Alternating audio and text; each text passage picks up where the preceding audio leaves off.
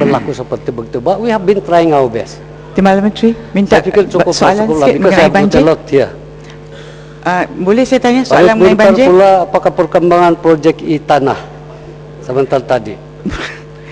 Mohon maaf lah. Mengenai sungai, banyak lagi betul. Penjagaan sungai ni, saya telah bangkitkan hari itu di dalam telah bertanya tetapi tidak dijawab. Soalan saya ialah JPS ada peruntukan untuk menyenggara sungai-sungai ni. Ya, bukan tak semesti sungai besar tetapi sungai di tepi jalan, ya, saliran-saliran. Tapi masalahnya mereka selalu mengatakan bahawa peruntukan tidak cukup. Jadi sungai-sungai ini tidak diselenggarakan, penuh dengan tumbuh-tumbuhan dan kadang pokok-pokok yang mati pun ada, tak diangkat. Tetapi apabila berlaku banjir kilat, boleh pula mereka buang, ya, dengan menggunakan apa yang dipanggil peruntukan kecemasan. Jadi perlukah kenapa kita mesti menggunakan peruntukan kecemasan, sedangkan kalau kita menyelenggaranya dengan baik, sudah tentu kesengsaraan ini tidak berlaku kepada rakyat.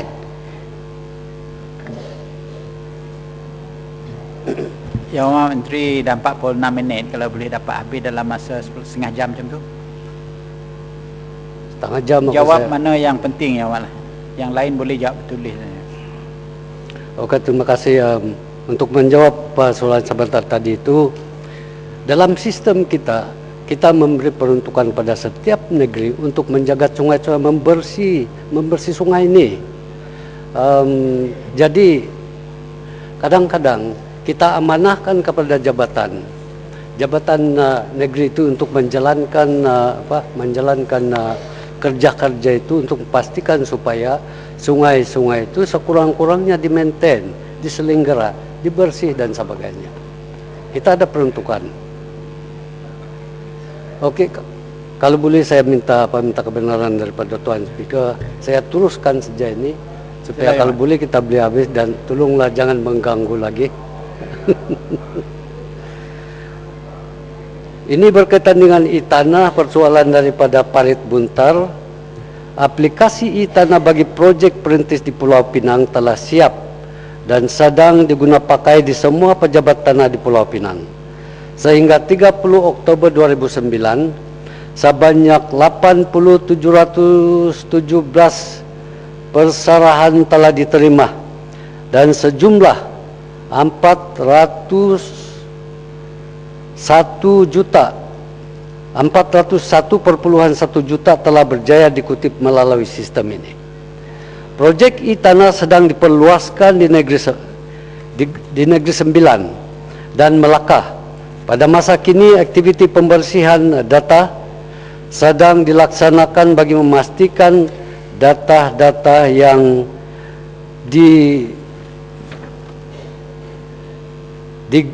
digariskan dan boleh dipakai tepat dan reliable.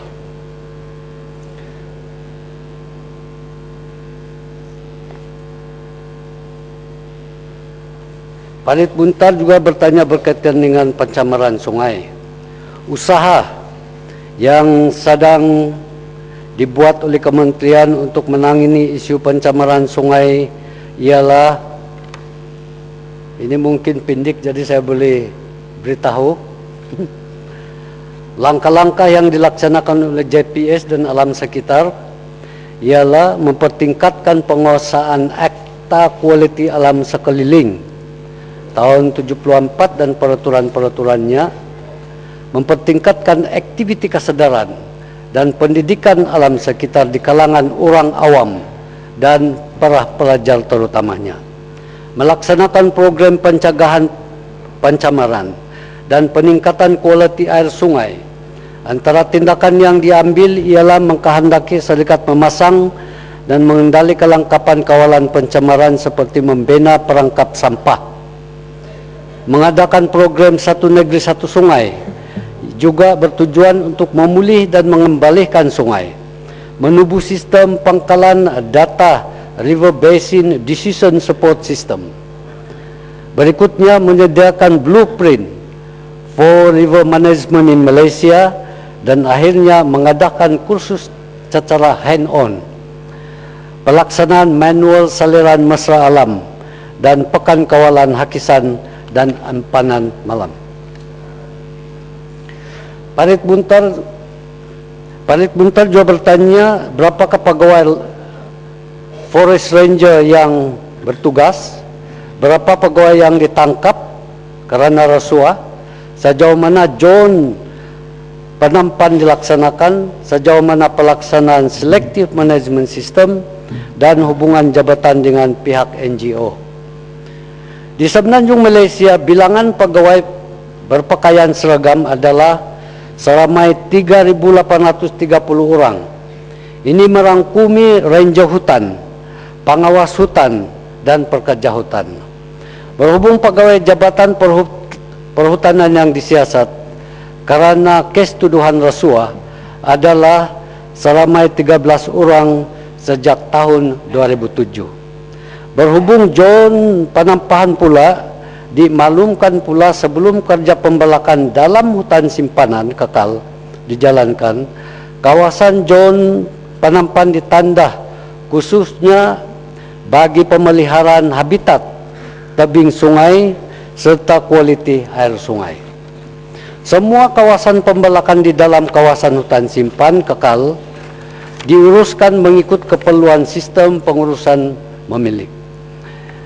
Ini adalah merupakan sebahagian keperluan untuk memenuhi syarat bagi memperolehi sijil pengurusan hutan yang dilaksanakan.